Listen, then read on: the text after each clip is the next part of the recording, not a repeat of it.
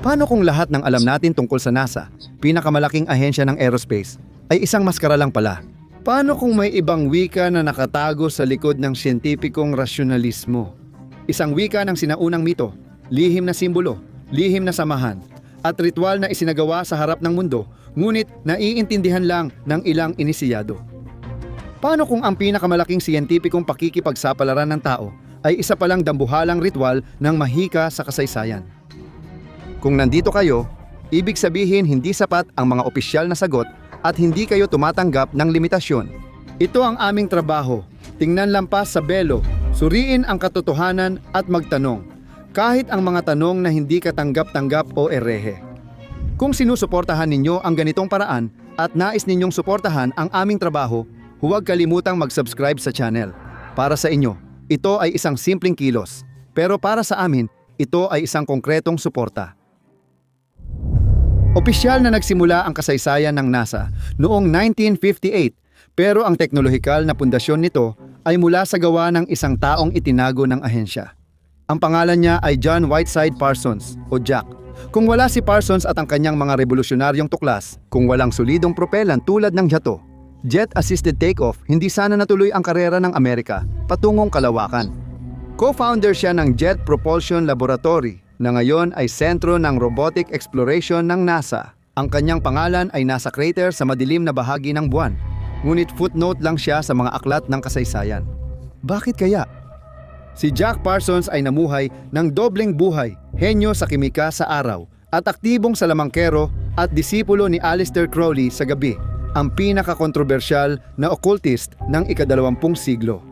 Hindi lang tagahanga si Parsons, siya ang pinuno ng Agape Lodge at Ordo Templi Orientis sa Pasadena. Puno rin ng tagumpay ang kanyang buhay. Mga ritual ng sexual na mahika, mga pag-invoke sa mga paganong Diyos tulad ni Pan, at mga tula na iniaalay kay Lucifer na itinuturing bilang tagapagdala ng liwanag.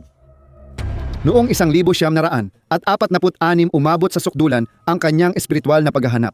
Kasama niya ang isang kabataang lalaking noon ay di pa kilala, si L. Ron Hubbard na kalaunan ay magtatatag ng Scientology. Si Parsons ay nagsagawa ng isa sa pinakamatapang na ritual ng modernong okultismo, ang Babylon Working.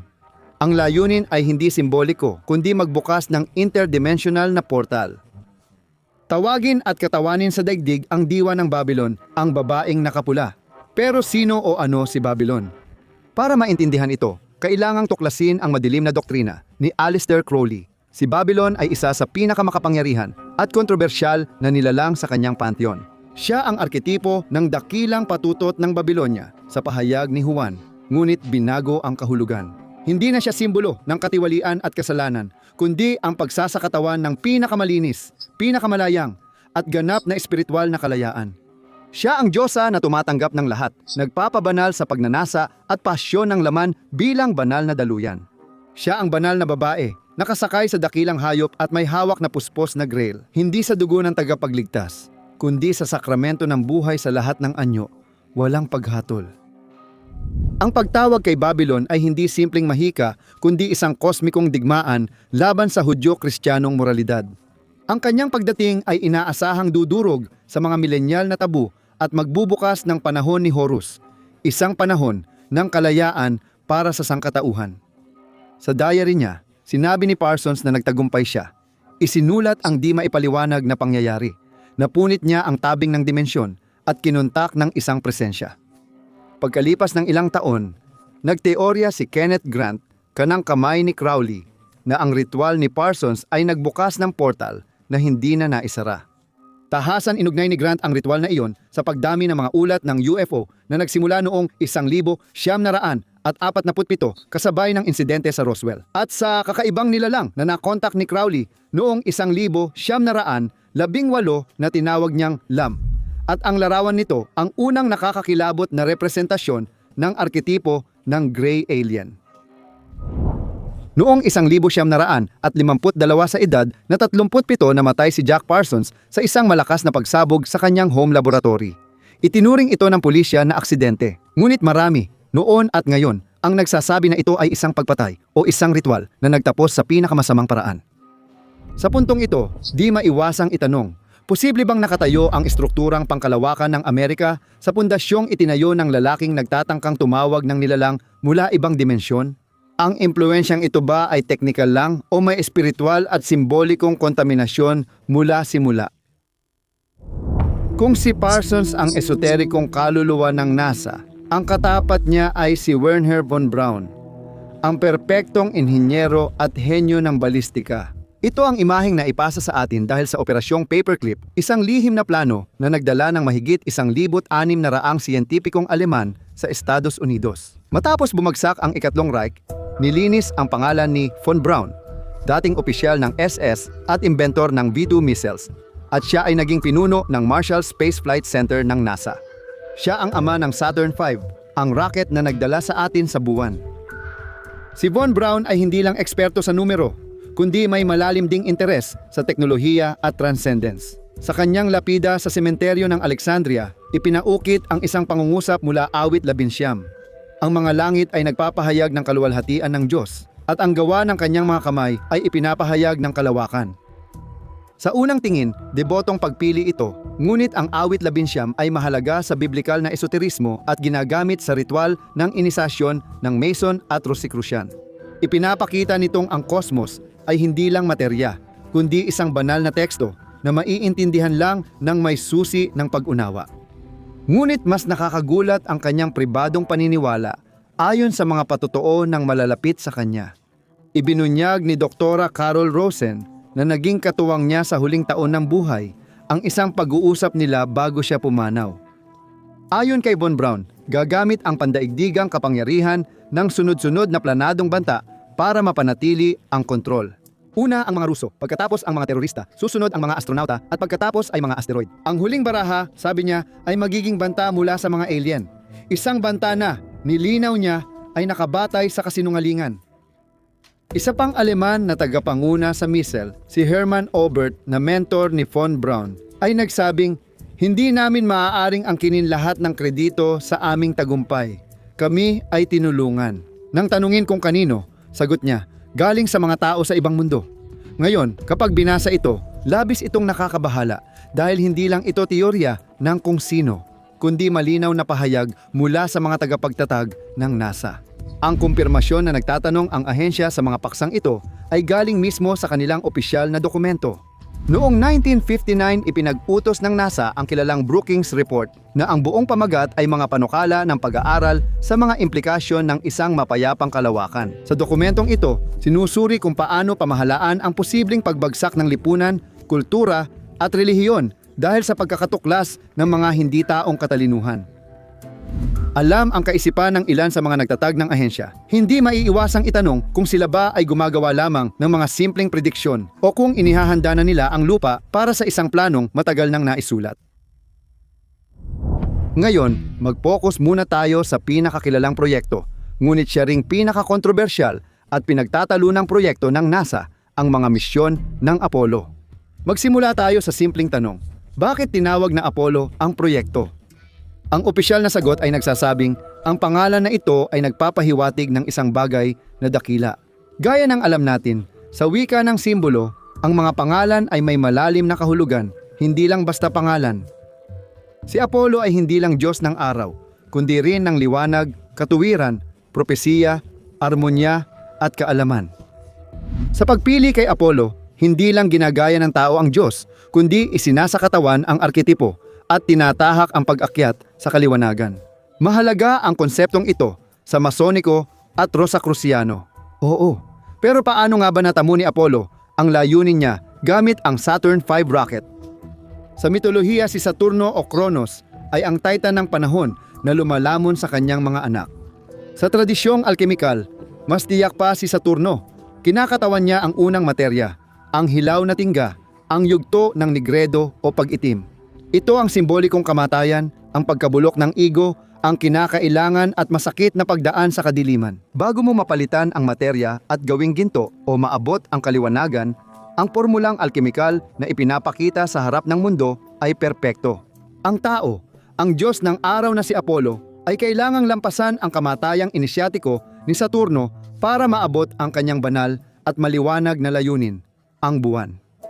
At sino ang pangunahing Diyosang lunar? Siya ang kambal na kapatid ni Apollo, si Artemis, tahimik na mga ngaso, Diyosa ng mga hangganan at ng anino. Ano ang tawag sa bago at ambisyosong programa ng NASA para bumalik sa buwan nitong mga taon? Artemis. Kumpleto na ang bilog ng mitolohiya. Sa 60 taon, itinanghal ng NASA ang isang kosmikong drama, ginaya ang banal na pamilya ng mga Diyos na Griego. Maaaring sabihin ng iba na ito ay pagkakataon lang o resulta ng pulisiyang editorial na ginamit ang mitolohiyang Griego. Sigurado ba tayong ganun lang iyon o gaya ng isinulat ng dakilang inisyadong si Manly Hall? Mga pangalan, orbita at distansya ay maaaring alkemikal na formula na nakatago bilang matematika. Ngayon, balikan natin ang ika-20 ng Hulyo, 1969, isang makasaysayang araw nang napanood ng buong mundo ang live na paglapag ng lunar module sa buwan. Habang naghahanda si Neil Armstrong bumaba, may isang lalaki sa lunar module na may ibang misyon. Ang pangalan niya ay Buzz Aldrin, na makikilala bilang pangalawang tao sa buwan. Ngunit hindi lang siya basta astronauta. Ayon sa tala, si Aldrin ay masugid na mason na may 32nd degree sa Scottish Rite. Hindi lang personal ang kanyang ugnayan. Ipinagkaloob sa kanya ng Grand Lodge ng Texas ang isang espesyal na deputation, isang opisyal na tungkulin para kumilos sa kanilang ngalan. Ang magazine na The Texas Freemason Magazine sa issue ng Oktubre 1969 ay buong pagmamalaking nagulat nito, na may dinala si Brother Aldrin sa buwan. Bandila ng Supreme Council 33rd degree, layuning igiit ang katarungan. Teritorial na jurisdiksyon ng masoneriya para sa buwan, sa ngalan ng Grand Lodge ng Texas. Pero hindi pa rito natapos ang kakaibang mga pangyayari. Bago ang makasaysayang paglalakad sa buwan, humiling si Aldrin ng ilang minutong katahimikan sa radyo. Ayon sa kanyang kwento, nagdaos siya ng pribadong komunyon noon. Ayon sa mga panloob na sanggunian ng masoneriya at sa kanyang opisyal na tungkulin, nagsagawa siya ng isang simple ngunit napakamakapangyarihang seremonya ng pagtalaga. Hindi ito inosenteng simbolikong gawain sa esoterikong pag-iisip at ritual. Ang konsagrasyon ng bagong teritoryo ay espiritual na pagtatalaga at pag-aangkin. Ganito rin ang ginagawa ng sinaunang pari sa pagbibindisyon ng bagong templo at konkistador sa pagtatanim ng krus sa bagong lupain. Isang mason na may napakataas na antas, na kumikilos para sa isa sa pinakamakapangyarihang kapatiran ng mga inisyado sa mundo, ay nagsagawa ng isang ritual ng paghahari sa buwan, gamit ang pinakatanyag na siyentipikong misyon sa kasaysayan bilang sasakyan. Lahat ito'y lantad, ngunit nakatago sa likod ng katahimikan. Ngunit hindi dito nagtatapos ang koneksyon ni Aldrin sa misteryo ng kalawakan. Ilang taon matapos, siya mismo ang nagpasiklab ng mga alamat. Sa mga panayam, ikinuwento niya na may nakita siyang maliwanag na bagay na hindi matukoy at sumusunod sa kanila sa biyahe ng Apollo 11. Ngunit hindi dito nagtapos iyon. Sa isang panayam sa C-SPAN tungkol sa Mars exploration, nagbigay ng nakakagulat na pahayag si Aldrin na sinabi niya ng seryoso. Mayroong isang monolith, isang kakaibang istruktura sa bagay na ito na hugis patatas na dumadaan sa Mars, minsan tuwing 7 oras. Kapag nalaman ito ng mga tao, sasabihin nila, sino ang naglagay nito dyan? Sino ang naglagay nito dyan? Nakakagulat marinig ang mga salitang ito mula sa pangalawang taong naglakad sa buwan. At sa puntong ito, 2 interpretasyon lang ang posible.